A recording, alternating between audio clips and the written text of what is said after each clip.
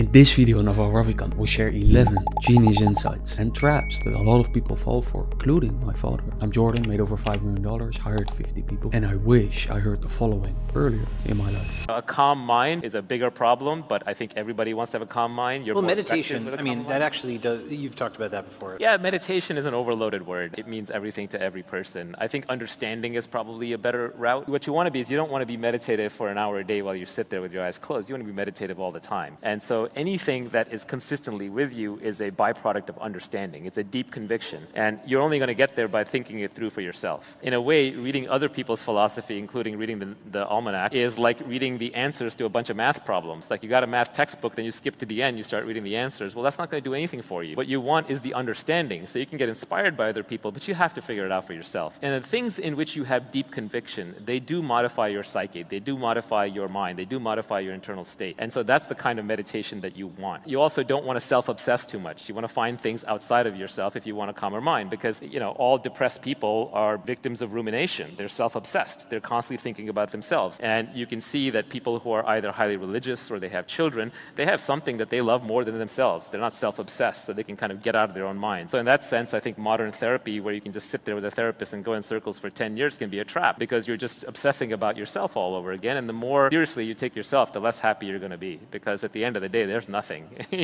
Unless Brian Johnson gets us there living forever, you exit this world the same way you came in, with absolutely nothing. You can't take it with you. Wow. Before Naval goes deeper, let's listen closely to what he just said. You don't want to be meditative for an hour a day while you sit there with your eyes closed. You want to be meditative all the time. Don't meditate, be meditative. But why and how? Anything that is consistently with you is a byproduct of understanding. It's a deep conviction. And you're only going to get there by thinking it through for yourself. Lasting peace can't be downloaded. It is a byproduct of understanding. And understanding is a self-made map. But does that mean you should not read books? Not even these recommended ones from Naval? Or my weekly 2-minute email with truths that I find in my own life? Reading other people's philosophy, including reading the almanac, is like reading the answers to a bunch of math problems. Like you got a math textbook, then you skip to the end, you start reading the answers. Well, that's not going to do anything for you. What you want is the understanding. Very true. What you think you want are the answers. What you actually need is understanding. Or how I like to say it, philosophy read is knowledge, yet philosophy lived is transformation. But why is understanding so different? Things in which you have deep conviction, they do modify your psyche, they do modify your mind, they do modify your internal state. True understanding creates a deep conviction that results in an effortless and lasting change. And I think the key words here are effortlessness and lasting. Beliefs are extremely powerful. So by trying to understand something,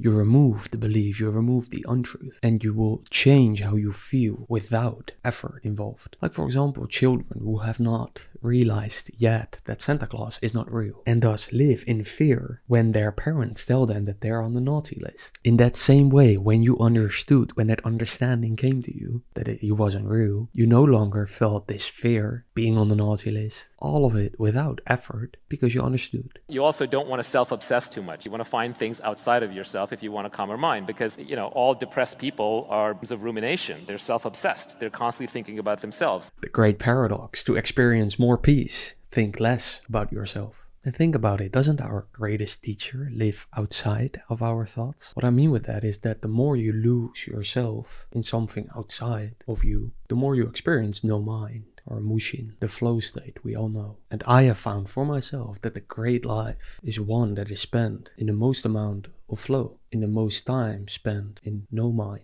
But then is everyone who goes to a psychologist or a therapy wrong? Modern therapy, where you can just sit there with a therapist and go in circles for 10 years, can be a trap, because you're just obsessing about yourself all over again. And the more seriously you take yourself, the less happy you're going to be. The more serious you take yourself, the less happy you will be. And you take yourself so serious because you have all of these identities, don't you? For instance, my father had a heart attack recently and cannot go to the gym, at least temporarily. But he sees himself as a 60-year-old who's fit, healthy, and looks good for his age, which is why he felt so much anger and pain. So peace is found in freedom from all of these identities, thoughts and mind. But then can't we really improve together, Naval? I mean, everyone who watches this is probably so extroverted. The only real improvement is self-improvement.